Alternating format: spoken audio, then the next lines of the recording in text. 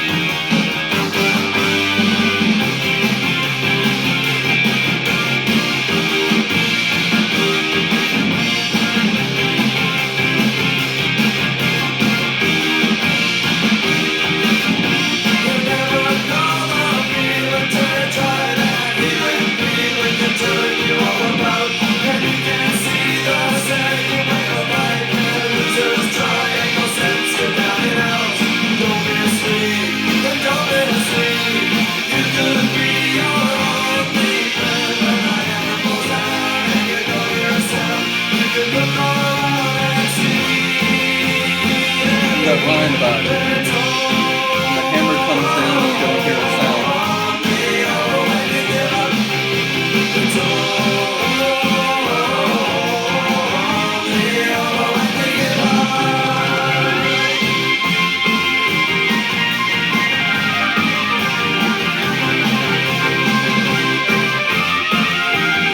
So who's on the keys, Graphic?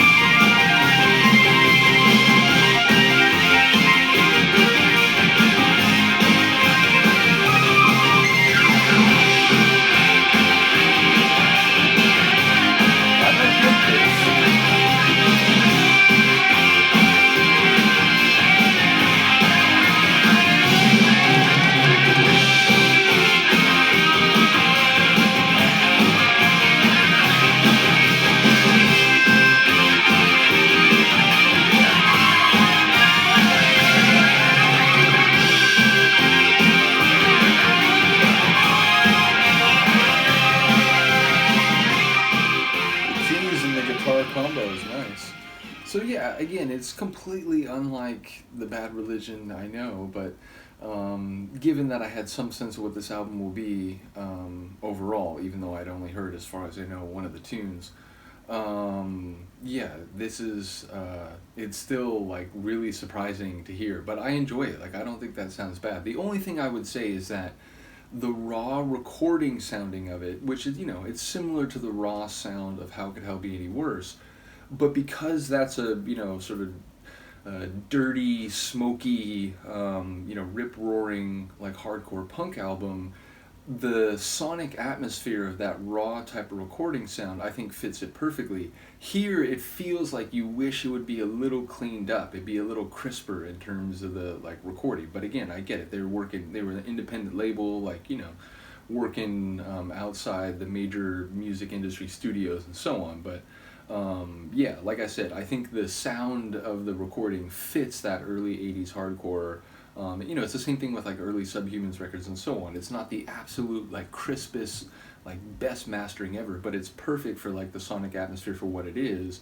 And again, like, I don't think this sounded bad by any means, but I noticed the like the raw character of the recording more, because it's the kind of tune where, you know, if the keyboards were a little crisper and so on, perhaps it would hit even harder. So bottom line, I enjoyed it. I just wish that, like, you know, they had you know, more professional like production or so on in this context, because I think it would make the track work even better. Nevertheless, curious to go through the rest of it. The next tune will be Chasing the Wild Goose.